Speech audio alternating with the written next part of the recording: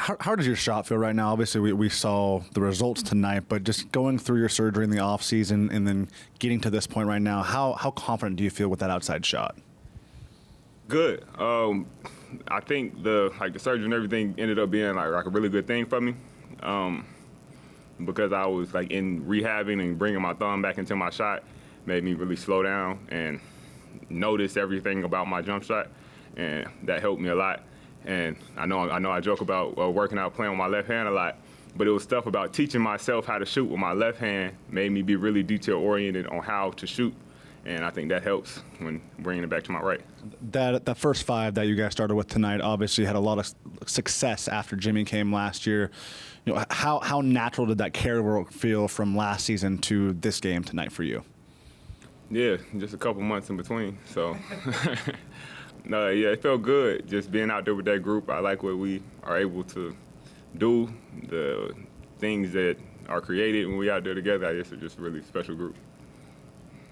This team asks you to be the point of attack defender, hit the three ball, do a lot of little things in places. How do you sort of see that trust from your staff and teammates?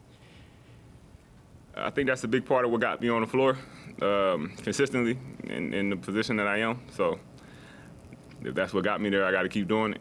And over the summer, I've gotten better at different stuff too, being able to have a better idea of what this team needs me to be. So just embracing that and bringing it every night.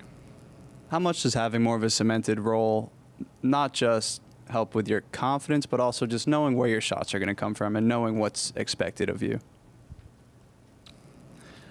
I mean, nothing's too concrete in the NBA, but just being prepared for anything is always, but definitely more stability, knowing, having an idea of what your role is going to be makes stuff a lot simpler. Moses, your guys' first 5 made shots in the second half were all three-pointers. How do you compare the floor spacing and outside shooting threat that this team has, maybe even compared to teams that you were on in the first 4 years? I think we got a really selfless team. So when it's starting with Steph, but also starting with Jimmy, just the way that Steph plays, he creates so much for everybody else, even by looking for his own shot. It makes everybody else open, if that makes sense. And then Jimmy, just getting in the paint, attacking and being able to finish, but also creating a lot for everybody else. So that kind of sets the trend for the rest of the team, and that's where the open shots come from, the kick, swing, swing.